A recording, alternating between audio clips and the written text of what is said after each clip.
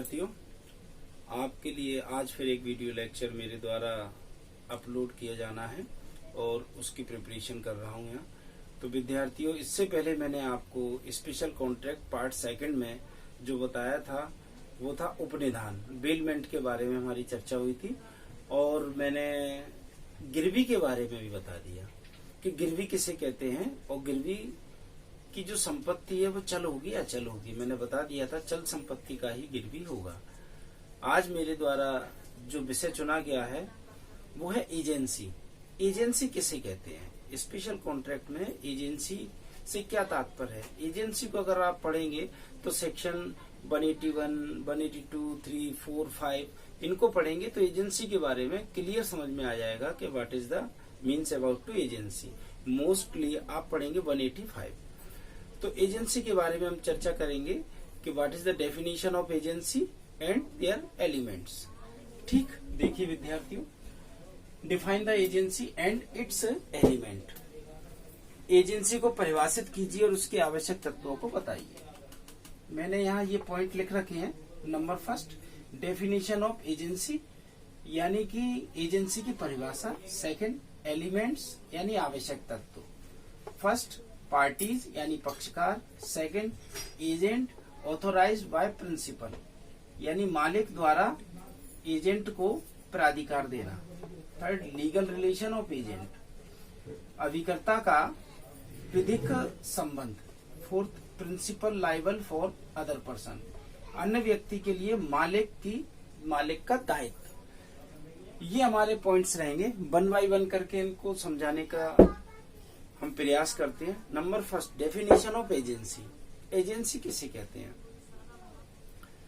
ध्यान रखिए विद्यार्थियों, जैसा कि हम समाज में और देश में देख रहे हैं कि कुछ लोग छोटी छोटी दुकान चलाकर अपना जीवन यापन कर रहे हैं, कुछ लोग मजदूरी कर और कुछ लोग नौकरी करके फिर वो चाहे प्राइवेट हो, गवर्नमेंट हो या सेमी गवर्नमेंट हो, इस तरह भिन्न भिन्न लोग भिन्न भिन्न तरीके से अपने जीवन यापन करने के संसाधन और साधनों को जुटा रहे हैं और उनके अनुसार अपना जीवन व्यतीत कर रहे हैं। लेकिन देखने में ये आया है कि जब हम अपने दोनों हाथों से कार्य करते हैं तो एक लिमिट होती है कार्य करने की, और जब कार्य करने की लिमिट होगी तो ऑब्वियसली जो सोर्स ऑफ इनकम है वो भी लिमिटेड रहेगा। इसी बात को मद्देनजर रखते हुए कुछ लोगों ने एक व्यवस्था की कि क्यों ना हम एजेंट रखें अपने पास, कुछ लोगों को अपने पास कार्य करने के लिए रखें और हमारा मार्गदर्शन रहेगा और वो हमारे हित को ध्यान में रखते हुए कार्य करेंगे और जो लाभ मिलेगा उससे कुछ हम उन्हें दे देंगे, कुछ हम कमा लेंगे। तो जाहिर सी बात है, जब एक व्यक्ति के मार्गदर्शन में कई सारे लोग कार्य करेंगे तो वो कई सारे लोग जो मुनाफा कमाएंगे। ये तो बात है ही कि उन लोगों को कुछ रोजगार मिलेगा, लेकिन साथ में उन्हें मार्गदर्शन देने वाला जो मालिक है उसको भी बेनिफिट मिलेगा। तो ऐसी स्थिति में जब सभी को लाभ मिलेगा तो डेफिनेटली बेनिफिशियल बेनिफिट जो होगा वो ज्यादा होगा। जब बेनिफिशियल बेनिफिट ज्यादा होगा तो आय का जो स्तर है बढ़ जाएगा, आय का स्तर बढ़ेगा तो परिस्थितियां अपने आप सुधर जाएंगी। तो कुछ लोग एजेंसी का निर्माण करते हैं। तो एजेंसी का निर्माण कैसे होता है कि जब किसी एक व्यक्ति की देखरेख और उसके मार्गदर्शन में कुछ अन्य लोग भी कार्य करने लगते हैं तो उसे हम एजेंसी कहते हैं। यानी एक व्यक्ति द्वारा अपने कार्य को कराने के लिए कुछ अभिकर्ताओं को रखना, कुछ लोगों को अपने कार्य को कराने के लिए रखना, यानी एजेंटों को अपने पास रखना, इट इज ए एजेंसी। ध्यान रहे विद्यार्थियों, जैसा कि आपने कॉन्ट्रैक्ट फर्स्ट में पढ़ा होगा कि जब भी दो लोगों के बीच में कोई संविदा होती है तो प्रतिफल का होना अत्यंत आवश्यक है। बिना प्रतिफल के कोई भी संविदा नहीं होगी। हालांकि कुछ अपवाद हैं इसके, जैसे कि अकॉर्डिंग टू सेक्शन 25 आपने पढ़ा होगा कि प्रेम, स्नेह इत्यादि के आधार पर जो एजेंसी होगी वो उसमें प्रतिफल नहीं होगा। तो ठीक इसी तरह से जब एजेंसी क्रिएट की जाती है एक व्यक्ति द्वारा तो उसमें प्रतिफल का होना जरूरी नहीं है। बिना प्रतिफल के ये एजेंसी क्रिएट की जाती है और ये कॉन्ट्रैक्ट बिना प्रतिफल के होगा और बिना प्रतिफल के होने के बावजूद ये वैलिड हो। ठीक, ध्यान रहे ये। तो एजेंसी का निर्माण कैसे होता है? कुछ एजेंट्स को अपने पास अपने कार्य को कराने के लिए, ठीक।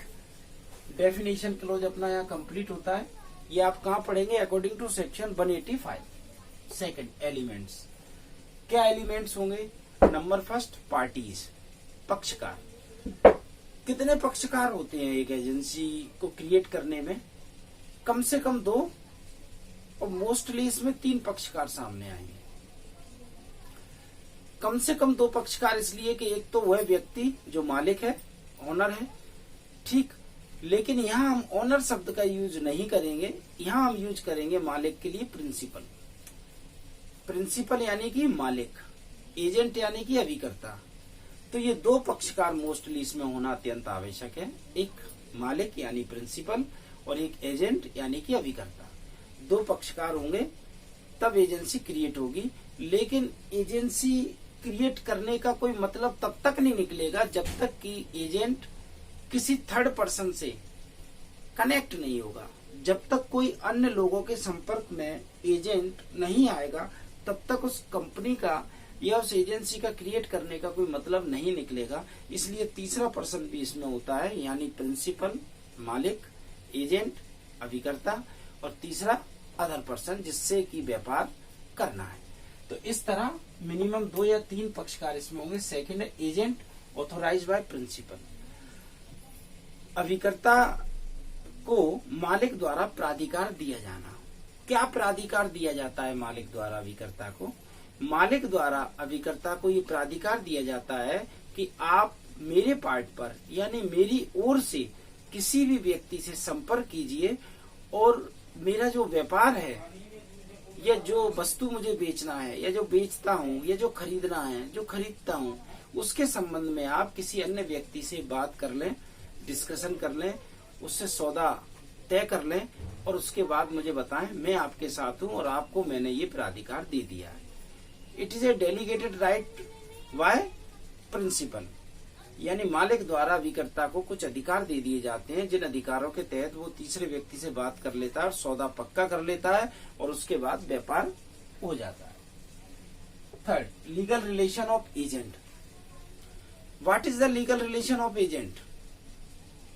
अभिकर्ता का विधिक संबंध क्या है? अभिकर्ता के विधिक संबंध से तात्पर्य है कि अभिकर्ता अपने मालिक और उस तीसरे व्यक्ति जिससे व्यापार करता है, व्यापार के संबंध में बात करता है, एक विधिक संबंध स्थापित करता है। ये एक मीडिएटर है, एक ऐसा मध्यस्थ व्यक्ति है जिसके द्वारा अभिकर्ता के व्यापार के संबंध में तीसरे व्यक्ति को बताना और तीसरे व्यक्ति की रजामंदी को मालिक को बताना और दोनों को आपस में मिला देना। तो इसका विधिक संबंध होगा इन दोनों के बीच में। Fourth, principal liable for other person. भाग्य की विडंबना इसमें ये है कि मालिक स्वयं जाकर कभी भी किसी व्यक्ति से कोई बात नहीं करता है कि हमारी एजेंसी किस वस्तु को बेच रही है या किस वस्तु को खरीद रही है। एजेंसी क्रिएट की मालिक ने यानी प्रिंसिपल ने, और प्रिंसिपल ने ऑथोराइज कर दिया एजेंट को, और एजेंट थर्ड पर्सन से जाकर बात करता है और उसे सेटिस्फाई करता है, टर्म एंड कंडीशन बताता है और उसे एग्री कर लेता है। लेकिन ज्यादातर कई बार इसमें ऐसा देखने को आता है कि जब कोई फॉल्ट सामने आता है एजेंसी का या थर्ड पर्सन का कोई फॉल्ट सामने आता है, तो ऐसी कंडीशन में वो जो थर्ड पर्सन है एजेंट के मार्फत कुछ व्यापार करता है एजेंसी के साथ, वो एजेंट को दोषी मानता है, जबकि एजेंट कभी भी दोषी नहीं होता, क्योंकि एजेंट अपने मालिक यानी प्रिंसिपल के पार्ट पर कार्य कर रहा है, आपको उसकी पॉलिसी बता रहा है, उसके टर्म्स बता रहा है। अब आपका काम है, काम करें ना करें, अगर कहीं कोई फॉल्ट होता है थर्ड पर्सन का तो भी एजेंट लायबल नहीं होगा, और अगर कहीं कोई फॉल्ट एजेंसी का है तो एजेंसी लायबल होगी, न कि एजेंट।